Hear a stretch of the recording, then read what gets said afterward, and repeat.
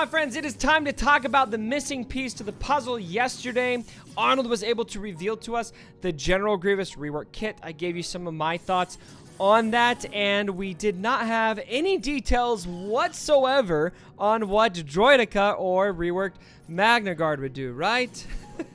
Except for some ability descriptions that showed up in the video. And so this is actually just going to really be a unique ability review because that's the only part that was not revealed. However, if you missed that fine detail, I will cover every single detail from both of these kits, starting with Droideka and then moving on to Magna Guard. And I definitely think both characters are going to be great and something that you're going to want to have in your shiny new Grievous team so you can handle that abundance of Revan you see. I'm actually really intrigued to see what's going to happen to Revan after this. I think we're going to see, because right now it is like my shard is just Revan, CLS Revan, all the way down, like one CLS, maybe one JTR team.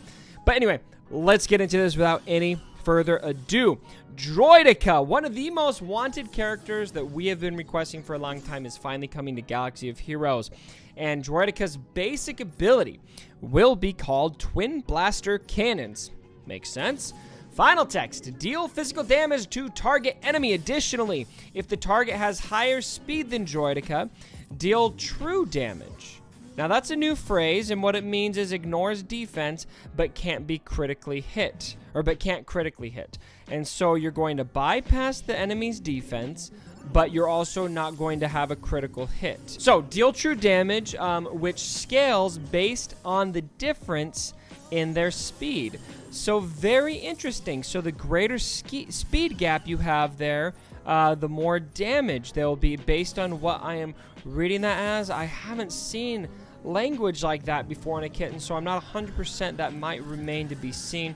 Maybe we'll need a dev to clarify on the forums. Special number 1 is Destructive Armament. A cooldown of 3 on this one, and the final text is deal physical damage to target enemy and true damage, which again ignores the defense, can't critically hit, an additional time for each stack of charge, which we'll get to in a minute, then inflict target lock for 2 turns. And so that's going to definitely benefit General Grievous. Has some good target lock synergy, and so more of that is going to be very nice for these Separatist droids.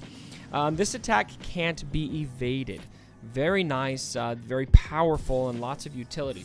Special number 2 for Droideka is Reconstructive Revolution.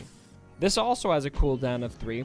Dispel all debuffs on Droideka and gain damage immunity. Can't be copied, and tenacity up for 2 turns. Then recover 10% protection for each stack of charge. Holy cow. So just think about this for a little bit, my friends. We are going to start with, as soon as Droideka takes a turn, Droideka is going to be able to use Reconstructive Revolution, which will not just be a cleanse for Droideka. Droideka will gain damage immunity for 2 turns. And that 2 turns is going to be basically give you 1 turn where the cooldown hasn't come back. So you're going to have a small window to attack Droideka before the damage immunity goes away. That's a big deal, my friends, especially because the way that General Grievous's kit is going to work, General Grievous, as soon as he drops below 100% health, is going to give marked to the healthiest droid ally. That's almost always going to be Droideka based on the way this reads, because Droideka is going to be so hard to hit, and so you're going to be forced to hit Droideka pretty early in these battles, and Droideka is going to have that damage immunity. Yikes. That's going to make these guys pretty tricky from a defensive perspective. All right, unique number 1 and the only unique. The final text is, and this is called Deflector Shield Generator. Final text, Droideka gains 10% turn meter and a stack of charge for 1 turn whenever an enemy takes a turn. Interesting. Additionally, Droideka recovers 10% protection whenever it damages a target locked enemy. Droideka has plus 50% speed. Oh, ouch! And plus 25% evasion unless it has damage immunity. If Droideka has damage immunity, it has minus 50% speed and a 35% chance to assist, dealing 50% less damage whenever another Separatist ally uses an ability limit once per turn. And so this is... I mean, this is drawing from a lot of kits, but what this sounds the most like to me is Thrawn with Fracture. When you've got Fracture out there, Thrawn's going to lose speed. I remember the first time that hit, it did not make much sense to me. I just kept thinking, why would I want him to slow down? But it's going to leave Fracture up there longer, obviously, and this is the same way with Droideka. It's going to enable Droideka to have that damage immunity active for longer, but this is even more valuable than Thrawn because Thrawn is still vulnerable. While Thrawn can attack... he can counter, I should say, when Fracture is out there. He's not too hard. He's not harder to kill. When damage immunity is out there, you can't kill Droideka. You're just not going to be able to do any damage to him. So very, very tricky stuff. And then Charge is also outlined. That is plus 5% offense per stack. And again, you're going to get a stack every time an enemy takes a turn. And so the longer you wait to take out Droideka, the harder it's going to be for you because Droideka is going to start hitting harder and harder and harder throughout the encounter. And that's a theme I see with these Separatists is there's so many high priority targets for you. When I first reviewed General Grievous and looked at his kit, my initial thinking was, all right, a lot of this is going to be handled by just putting marked on Grievous, get him out of the battle as soon as possible. I still think that might need to be the best way to go about this, but if you take too long to take out Grievous, then how many turns are you going to take? In the meantime, how hard is Droideka going to be hitting? Could be very scary. Whatever the case is, Droideka looking very solid, a character that I am going to want to get. And what I'm the most curious about is how valuable is Droideka going to be at 3-4 stars? For those of you who buy maybe the one pack to get him to 4 stars, or maybe you just want to rock him at 3 stars. Is it going to be able to work at those low stars, or are you going to need those extra stars because damage is important? And just traditionally speaking, you're not going to be able to take advantage of as much damage unless you have the character maxed out. All right, and then we're getting into the reworked Magna Guard. Now, I am going to be honest with you guys. I did not care to compare side by side what's different, what's the same, mainly because, to be honest, I don't think I ever once looked at Magna Guard's kit. All right, shoot me. I never looked at it. Whoever had a use for this guy? I never did. So I don't know what he does. I don't know what he did before. So I'm gonna treat this like an entirely new kit as we read this. If you guys want to tell me the difference, is great. You can let me know down in the comments below. But to me, it's all new because I just never looked at this kit. All right, basic Electro Staff Assault. Final text. Deal physical damage to target enemy with a 70% chance to inflict target lock for 2 turns.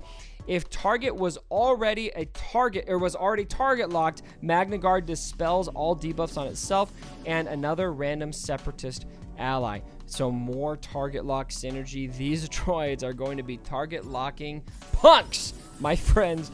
Target lock is not your friend anymore if you're going against these guys. Special number 1, Disruption. This has a cooldown of 3. The final text is, deal physical damage to all enemies and dispel all debuffs on Separatist allies. So there is your mass cleanse, my friends. Magna Guard and General Grievous gain speed up for 2 turns. All right, so we got some synergy directly with General Grievous. That makes sense, especially with, Magna Guard being one of General Grievous's right-hand droids throughout canon. And so we're going to get more speed on General Grievous and on Magna Guard here. And who doesn't love a mass cleanse? That is for sure.